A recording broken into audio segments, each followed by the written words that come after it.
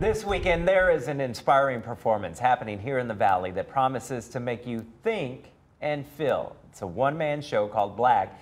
Michael Washington Brown just received rave reviews for it in Chicago. That's right, and he's bringing it home here to Arizona, taking the stage tonight and tomorrow at the Tempe Center for the Arts.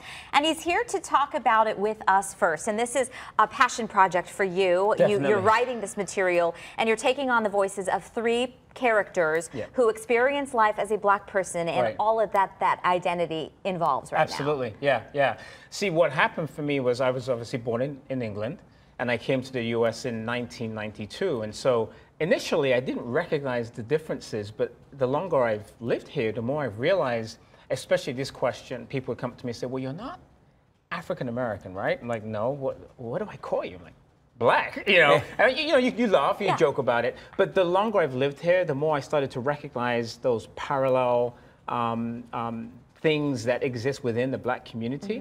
But there's also some differences. And after a while, I think that bug hit me, and I thought, you know what, there's something here. I need to share these different perspectives, and the perspectives that I've shared are the African, Jamaican, English, and African American, because those are all perspectives that I've encountered. Okay. When you look at times right now where racism seems to be at the forefront, how does this tie into what we're seeing nowadays? It's interesting because a lot of people have pointed out that the piece seems to be timely. Yeah. It was never written for that purpose. However, the piece itself, in its summation, is about unity and the fact that we're all alike and we all strive for the same things. So if anything, I think that the piece itself will have relevance, not just in people discovering these different perspectives, but also the fact that ultimately as human beings, we are way more connected than we choose to look, than we think we are. So people are looking at the differences. Oh, you're this color, you're from here, you're this, that, the other.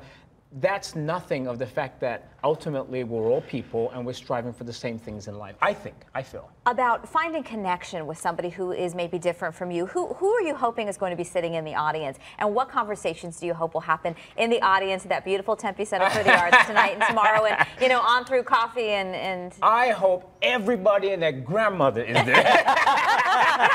Okay, you're all invited. Just buy your ticket. Invited. Make that clear. Because I think if this show allows somebody to leave saying, oh my gosh, I didn't know that. Or if it gives them the confidence to maybe ask the question of somebody who they know is of a different background than them, but have that dialogue. Because I think if we're going to ever be able to really truly unify, then that dialogue needs to begin. And so you can't be afraid to ask the questions. And people can't be insulted if someone's asking you a question. If I don't know about your culture, your history, I want to ask you, not the internet. You know what I mean? Yeah. So, do you feel you're treated differently from maybe what you're perceived as versus when you start talking, you clearly hear an accent? Yes, I definitely think that.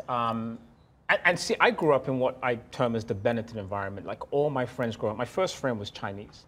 I have friends from Africa and India, and because London is a huge melting pot, so I didn't see the differences. I think that I'm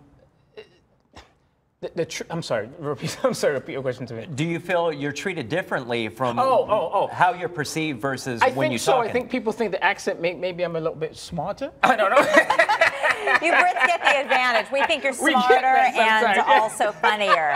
Well, it is certainly an important topic, and I know that you have a lot of insight to share, and people who know you, we have some mutual friends, and just talk about what an incredibly positive person it is. So if the dialogue that can continue for you spreading your message, tonight is the night, tomorrow is the night, Tempe Center for the Arts. We just had the information up for tickets, and thank you so much for coming. Thank you for having me. Thank you so much. Appreciate it. Gina?